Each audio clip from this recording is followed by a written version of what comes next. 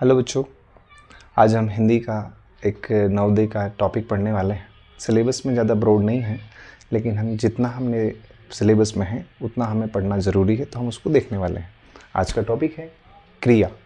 क्रिया क्या होती है? तो क्रिया वह शब्द जिसके द्वारा किसी कार्य को करने के बारे में पता चले, जिससे कि आप सुबह से शाम तक कितने सारे काम करते हैं, तो ऐसे शब्द जिससे ये पता चल जाए कि आप कोई काम कर रहे हैं, वो सारे ही शब्द क्या कहलाते हैं? क्रिया कहलाते हैं। एग्जाम्पल दिए हैं आपके सामने दो क्रिया के। पहला एग्जाम्पल है घोड़ा दौड़ता है। तो घोड़ा दौड़ रहा है, तो उसमें घोड़े का काम क्या है? दौड़ना। तो ये क्रिया हो रही है, दौड़ना एक क्या है? क्रिया है। वैसे ही मोहन लिखता है या मोहन पढ़ता है, तो पढ़ना और लिखना एक क्रिया के उदाहरण है। तो क्रिया के हम जब आगे बढ़ते हैं क्रिया में, तो क्रिया के हम प्रकार पढ़ते हैं। क्रिया के दो प्रकार होते हैं। एक पहला प्रकार होता है जिसको हम बोलते हैं सकर्मक क्रिया। दूसरा जो प्रकार होता है उसको बोलते हैं अपन अकर्मक क्रिया। सकर्मक क्रिया की जब भी अब बात की जाएगी, तो सकर्मक क्रिया में आपको इस चीज़ का ध्यान रखना पड़ेगा कि उसमें जो क्रिया होगी वो कर्म पर प्रभाव डालेगी। जो कर्म पर प्रभाव डालेगी, जिससे कि पहले एग्जाम्पल से समझने की कोशिश करते हैं। पहला एग्जाम्पल है, हमारा पहला उदाहरण है कि राधा पत्र लिखती है। तो राधा लिखती है, लिखने में बहुत सारी चीज़ें हो सकती हैं, नोट्स भी लिख सकती है वो, है ना।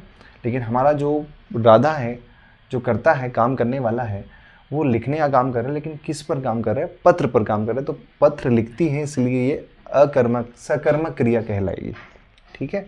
वैसे ही अगला एग्जाम्पल देखिए, अगला उदाहरण, मोहन सेब खाता है। तो मोहन संतरे भी खा सकता है, कोई भी चीज़ खा सकता है, लेकिन जो खाना है वो किस चीज़ को खा रहा है, उसको ये बताता है कि ये सकर्मक क्रिया है, कि जो क्रिया है वो कर्म पर सीधा प्रभाव डाल रही है। कि कर्म क्या है? खाना तो हो गया, क्रिया हो गई खाना, लेकिन कर्म क्या हो गया? किसको खा रहा है? वो सेब को खा रहा है। तो इसलिए सीधा प्रभाव जिस पर पड़े वो आप बोलेंगे सकर्मक क्रिया का उदाहरण है।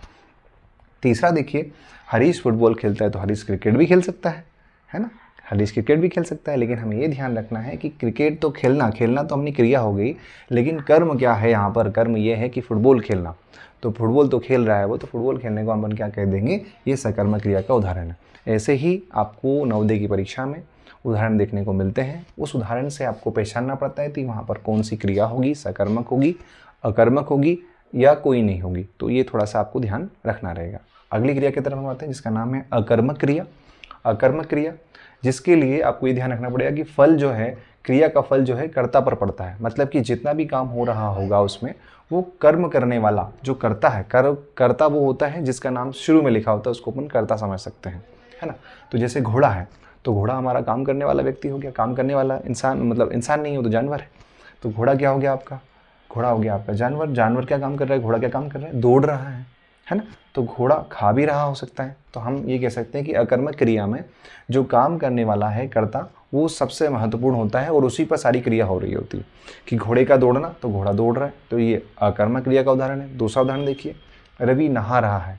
कि रवि कुछ काम कर रहा है, वो क्या काम कर रहा है, इसके बारे में ये नहीं कहा गया कि सकर्मक की तरह ये अकर्मक है। तो क्यों है? क्योंकि जो काम करने वाला है, जो करता है, वो सारा काम वही कर रहा है। इसमें कोई भी क्रिया करता या कर्म कोई ऐसा आ नहीं रहा है जिसका सारा काम उस पर आए। लेकिन रवि जो है वो अकर्मक क्रिया कर रहा है, मतलब सारी क्रिया करके कौन कर रहा है? रवि। तो रवि नहा रहा है, ये उसका उदाहरण है। तीसरा देखिए, मोर नाचता है। तो नाचना आपकी क्रिया होगी, लेकिन कर कौन रहा है? ये तो मोर कर रहा है, तो ये अकर्मक क्रिया का उदाहरण है। लास्ट वाला देखिए, कुत्ता भौंकता है। तो कुत्ता भौंक रहा है, भौंकना भी एक क्रिया है। तो क्रिया कर कौन रहा है? तो कुत्ता कर रहा है, इसीलिए हम इसको अकर्मक क्रिया के उदाहरण कह सकते हैं। तो ये सब अकर्मक क्रिया के उदाहरण है, ये सकर्मक क्रिया के उदाहरण है। आप इन उदाहरणों को और अपने आसपास की क्रियाओं से जोड़ सकते हैं, जिससे आप इनमें अंतर निकाल पाएंगे। आज के लिए इतना ही, धन्यवाद।